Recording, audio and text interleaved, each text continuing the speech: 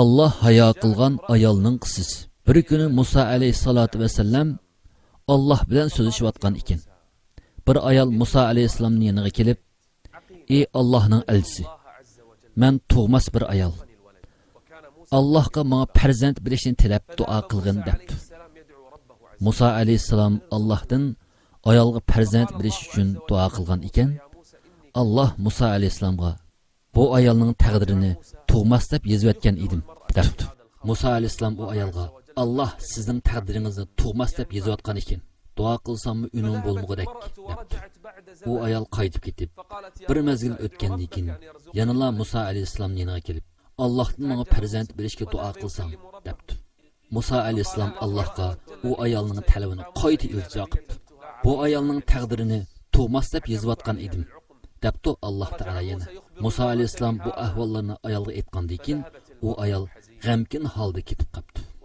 Hali ayol bir qancha yil o'tgandan keyin bir buvoqni ko'targan holda Musa alayhissalomning yoniga keldi. Musa alayhissalom buni hayron qilib, "Bu bola kim? Kimning bolasi?" deb so'rabdi. "Bu mening bolam" deb javob beribdi ayol. "Allah sizning taqdiringizni tug'mas deb yozib o'tmaganmidi?" "Shundoq, lekin men Allohga, ey Alloh, sen mehribon, rahim qilg'uchi, menga rahim qilib farzand bergin" deb iltijo qilgan edi. Alloh menga farzand berdi debdi. Musa alayhissalom Allohga iltijo qilib, "Ey Parvardigorim, ilgari sana bu ayolga farzand bergin deb iltijo qilganimda, bu ayolning taqdirini tug'mas deb yozgandim" degan edim. "Qandoq bo'lib bu ayolga farzand berdim? Bularni tushunolmadim" debdi Musa alayhissalom.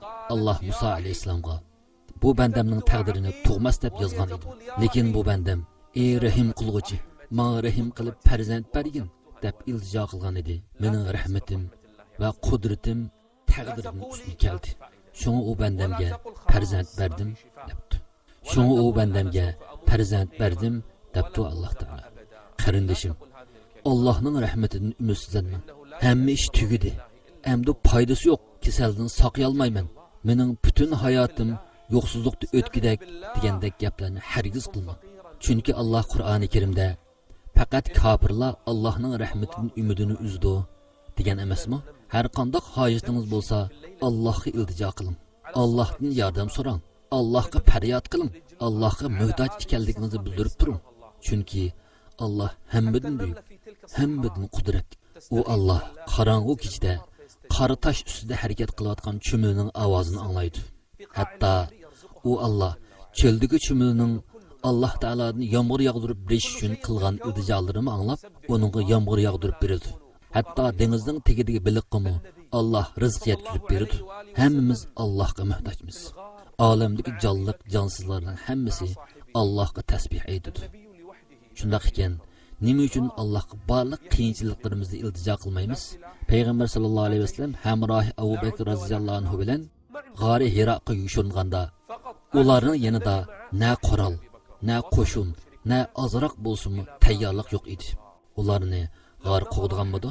Payg'ambar alayhissalom va uning hamrohi faqat sabab qilish yuzasidan g'ori Hiroqqa yushungan edi.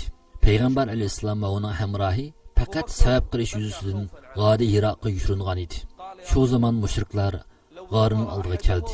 Agar ular tuvanga qargan bo'lsa edi, Muhammad sallallohu alayhi vasallam va uning hamrohini ko'rib qilib, ular oshkorlanib qolgan bo'ladi. Abu Bakr roziyallohu anhu mushriklarning ko'rib qilishidan ansirab ko'zishi qilgan holda, agar mushriklar puti tarafga qargan bo'lsa, bizni ko'rib qolgan bo'ladi deganda, Muhammad sallallohu alayhi vasallam bunday degan: "Ey Abu Bakr, ikkimizning uchinchisi bo'lgan Allah yanimizda bo'lsa-chi, Allohga topshir. Allah qutuldirdi. Allah bizlar bilan birga." Ey qarindishim, qalbingizdagi Allohga bo'lgan ishonch mangu yo'qolmasin. Farzandga ehtiyojingiz bo'lsa, Allohga iltijo qiling. Yemak, ichmak ehtiyojingiz bo'lsa, Allohga iltijo qiling. Alloh mundoq deydi: "Men to'g'ri yo'lni boshlanganlardan boshqalar ozg'undir. To'g'ri yo'lni so'ranglar, to'g'ri yo'lga yetaklayman. Ey bandilarim, men rizq bergan kishilardan boshqalar och qoladi. Mendan rizq so'ranglar, rizq beraman. Men kiyindirganlardan boshqalar yalang'ashdir. Kiyindirishim talab qilinglar, kiyindirman. Kiyindirishim talab qilinglar, kiyindirman. Allohga tevininglar, ishlaringlarni Allohga topshiringlar. İlticalarını qabul qiladigan, azob va musibatni qutuldira oladigan Allohdan boshqa hech kim yo'q. Sizlarni Allohga topshirman. Allohning barakati va rahmati sizlarga bo'lsin.